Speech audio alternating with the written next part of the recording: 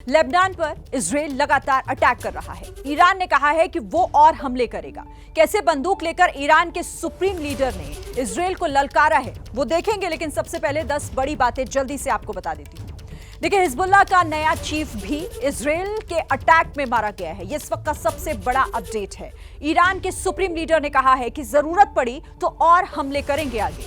Tehran की grand मस्जिद में खामेनेई को सुनने के लिए हजारों लोग पहुंचे थे। खामेनेई के भाषण के बाद लेबनान से इजराइल पर हमले किए गए हैं। हिजबुल्लाह ने इजराइल पर 24 घंटे में 230 मिसाइल अटैक किए हैं। हिजबुल्लाह के चीफ रहे नसरल्लाह को अज्ञात जगह पर दफनाया गया है। ईरान के विदेश मंत्री अब्बास अरकची बेरूत पहुंचे हैं। इजराइल की सेना ने हिजबुल्लाह के मिसाइल यूनिट चीफ को भी मार गिराया है। दक्षिणी लेबनान में इजराइल का ग्राउंड ऑपरेशन जारी है। हथियार जब्त किए गए हैं। लेबनान में हमले के बाद लोग लगातार देश छोड़कर भाग रहे हैं। तो देखिए, ये तो 10 बड़े अपडेट हुए, लेकिन ईरान के सुप्रीम लीडर खामेनेई ने आज 4 साल बाद सार्वजनिक नमाज पढ़ी। नसरल्लाह की याद में शोक मनाया गया। लाखों की भीड़ इकट्ठा हुई थी और फिर खामेनेई ने कुछ इस अंदाज में भाषण दिया। हाथ में बंदूक लेकर खामेनेई ने ईरान के लोगों को संबोधित किया। कह दिया कि जरूरत पड़ी तो इजराइल पर और हमले करेंगे। इस बयान के बाद लेबनान ने इजराइल पर हमले तेज भी कर दिए हैं। इजराइल के कई इलाकों में महीनों बाद सायरन बज रहे हैं।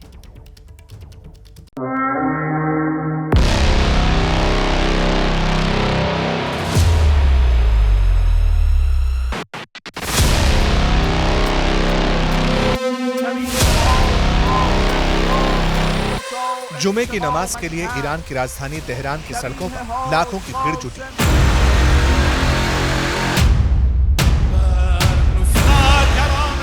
लोगों ने सीने पर हाथ रखकर नारे लगाए।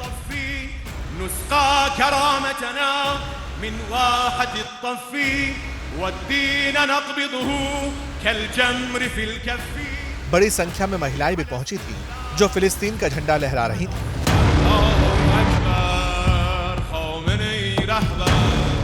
ग्रैंड मस्जिद में ईरान के सुप्रीम लीडर अली खामेनेई ने नसरल्लाह की याद में नमाज पढ़ी।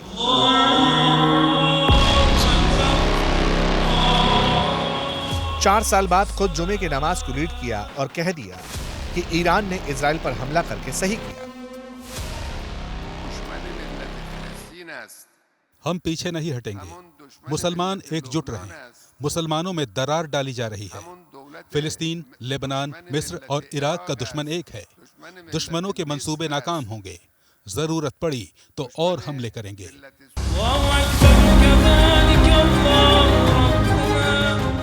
एक तरह से ईरान के सुप्रीम लीडर ने इजराइल को जवाब दिया है। पहले ये तस्वीरें देखिए। 1 अक्टूबर की रात को ईरान ने लेबनान पर 181 मिसाइलों से हमला किया था।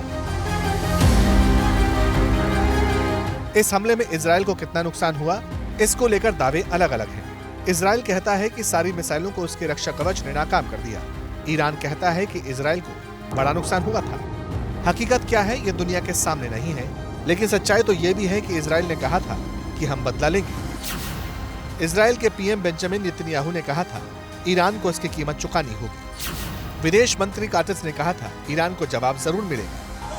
ईरान के खिलाफ इजराइल ने जवाबी कार्रवाई नहीं की है, लेकिन ईरान को इसका डर सता रहा है।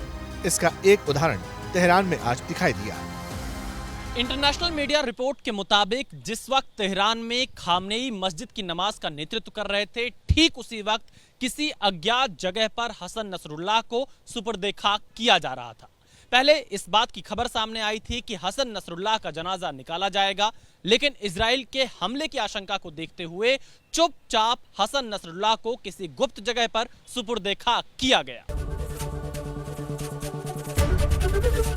एबीपी गंगा, खबर आपकी, जुबान आपकी।